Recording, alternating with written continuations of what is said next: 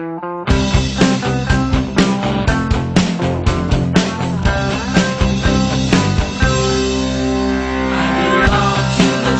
of Jesus Christ of Latter-day Saints.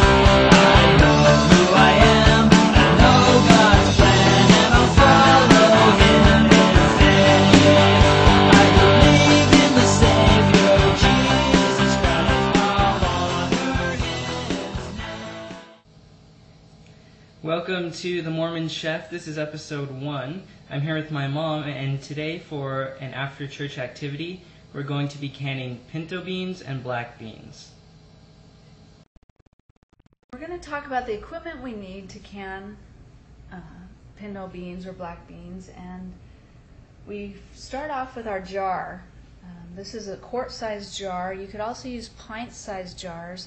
The key to the jars is making sure they have no chips around the edges so that you get a clean, tight seal when you go to process them. So you want to check your jars before starting and make sure there's no glass blemishes.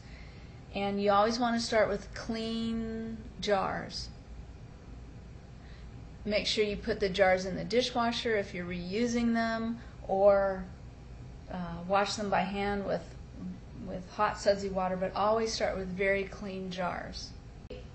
The quart jars come in a dozen to a box, and they will range anywhere from $8 to $12 for a dozen jars. I just bought this lug of jars over the weekend, and I paid about $9 for these. But I have seen them anywhere from $8 on sale to about $12 at their most expensive. Because you can use these jars over and over and over, the initial investment may seem a lot, but it really is worth it in the long run. And a new set of jars will come with, each jar will have a ring and a lid, and you always want to use a new lid for each processing, and you can reuse the rings. So those will come as a set. And then, when you need to buy more lids, you can buy substitution lids in small boxes like these. That way, the only thing after your initial investment that you'll need to keep buying is the lid. One last thing on the jars: if during processing you find that a jar doesn't end up sealing, throw the jar, the ring, and the lid out after you've eaten the food, of course. But you won't be able to preserve that for weeks. You'll need to eat it within a week or so. But you'll never be sure of that seal, so you want to throw that jar out. We have the large funnel for ease of getting things into the jar. Of course, your measuring cup, knives, cutting board, measuring spoons, and wooden spoons for stirring. Then we have the canner itself. This is a canner, and it enables you to cook things at a higher heat ratio, thus cooking it faster. This part of the canner is the weight. This is a key piece. This weight regulates the amount of pressure that's allowed to build up inside the pot. And this piece on the canner is a little stovepipe, and that is what allows pressure to escape the pot. It's a little tube. And when the weight is on, it keeps the pressure in, and then when the weight comes off, the pressure is allowed to release.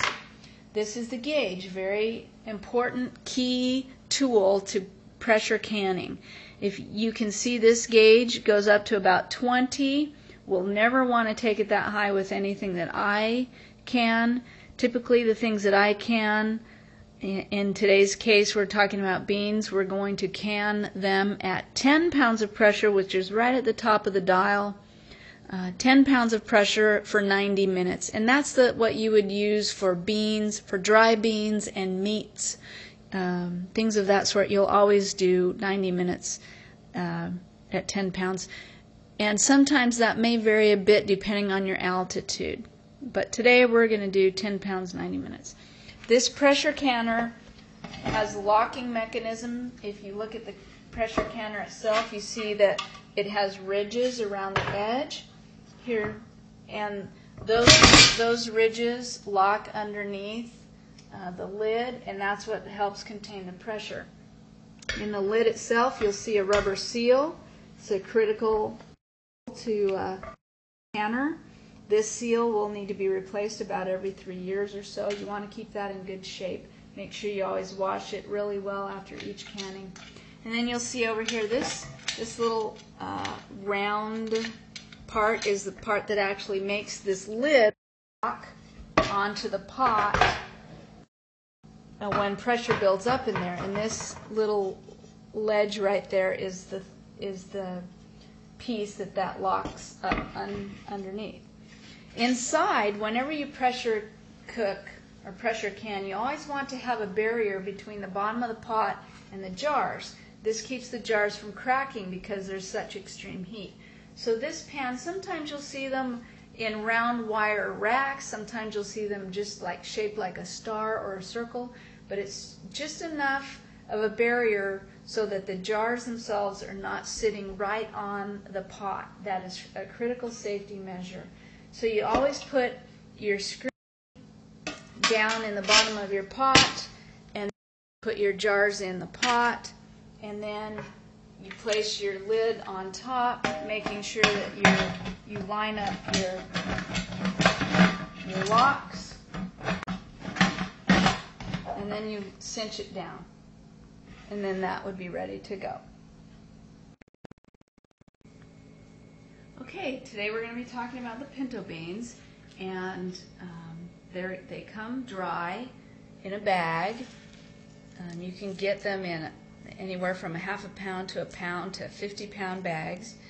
And of course what we're going to do is add moisture to them and cook them so that they will be preserved for many, many years. And then we can open the bottles and eat them whenever we would like.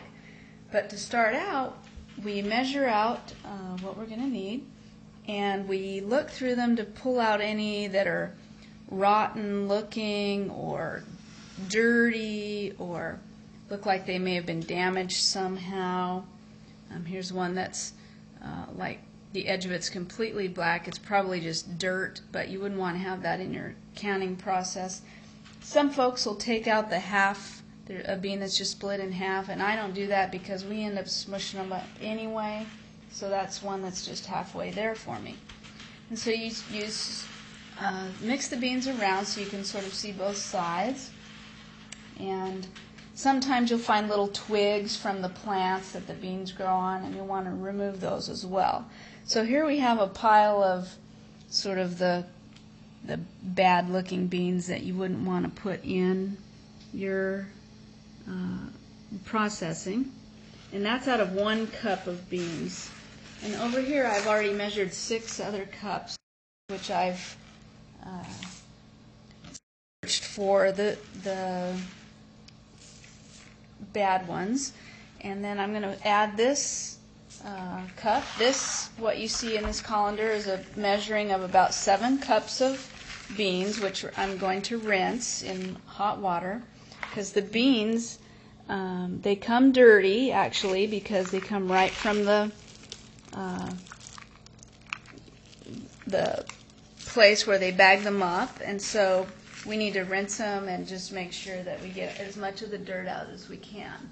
So I'm going to take these over to the sink and give them a rinse, and I'll be right back.